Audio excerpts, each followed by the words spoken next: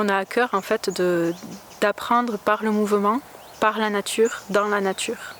Ça veut dire que les enfants, ils sont en pleine nature chaque demi-journée. Et l'autre demi-journée, on fait les apprentissages au sein de la yourte que vous verrez sur les images. Je suis la directrice facilitatrice, c'est-à-dire qu'en fait j'ai un diplôme de professeur des écoles, mais l'idée dans cette école c'est vraiment d'accompagner les enfants dans leur apprentissage plus que de transmettre un savoir. Et on les amène vers les apprentissages du socle commun de l'éducation nationale. La genèse en fait, l'idée c'est vraiment d'apporter, d'enrichir le paysage scolaire français avec une nouvelle proposition qui est inspirée des forest schools que l'on trouve au Canada et dans les pays du Nord. Et l'école, elle n'a pas d'étiquette pédagogique particulière pour pouvoir en fait s'adapter aux besoins et aux projets du moment de chaque enfant. Il y a beaucoup d'intuition, mais par contre on sait, il y a des études scientifiques qui montrent les bienfaits de la nature à la fois sur le corps, sur la santé et aussi sur l'apprentissage, sur le cerveau. On sait que le cerveau a besoin de mouvement pour ancrer les apprentissages. Hier on a reçu Nikita qui est derrière la caméra, qui nous a guidés pour planter des arbres fruitiers à l'école qui ont été offerts par un habitant du village et une pépinière. Donc les enfants ont planté ces arbres fruitiers et on espère pouvoir récolter les fruits d'ici 2 ans. Moi, hier, j'ai planté des arbres. Des cassis, des pommiers, des poiriers. J'ai fait un trou et après j'ai mis l'arbre à l'intérieur. D'accord. Et après tu as fait quoi une fois que tu avais mis l'arbre? Après je vais reboucher avec l'arbre à l'intérieur. C'était méga dur à planter.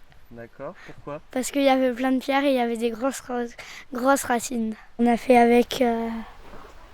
comment ça s'appelle là? Ah oui, la pioche ou avec la pelle. Et les fourches. Et pourquoi c'est important de planter des arbres? Parce que comme les arbres ça fait de l'air. Moi j'ai bien aimé planter les cassis et les groseilles.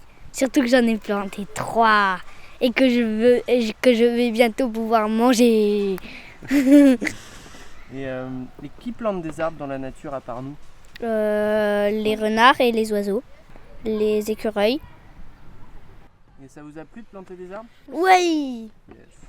Vous auriez envie de le refaire? Oui. Comme ça on aurait plus de fruits. Miam. Et ce matin, on a eu la joie d'accueillir donc Nikita toujours pour faire une séance de camouflage.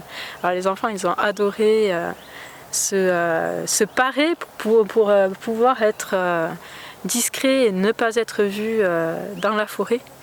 Et ça va nous être bien utile parce que en fait, les après-midi, on a des séances de bushcraft et vraiment d'apprentissage de la nature et les enfants sont amenés à acquérir des aptitudes pour pouvoir à terme observer des animaux en pleine nature, voire pourquoi pas faire de la photographie animalière.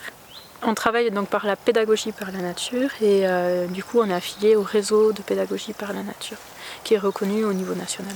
Moi c'est Mathilde, je suis facilitatrice à l'école à mi-temps. Je m'occupe principalement des plus jeunes, donc qui sont en cycle 1. Je les accompagne dans leurs apprentissages pour les temps où nous sommes à l'intérieur dans la yourte. Et ensuite j'accompagne Laetitia dans les activités à l'extérieur, dans l'encadrement et l'animation des ateliers. Le fait que les enfants soient dans la nature, ça permet déjà le mouvement, qu'ils ne soient pas figés à une table.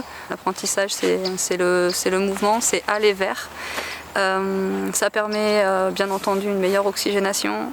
Si on reprend l'exemple de grimper dans les arbres, tout ce qui va être mouvement coordonné, mouvement croisé entre le bras droit et la jambe gauche par exemple, en fait ça permet des connexions entre les deux hémisphères et qui permet du coup une meilleure concentration, une meilleure mémorisation. Ça permet de les sensibiliser à la nature parce qu'on se demande souvent quelle terre on va laisser à nos enfants et moi je suis aussi pour faire attention à quels enfants nous allons laisser à la terre. Et éduquer les enfants dans la nature permet de leur montrer la beauté et la fragilité de cette nature.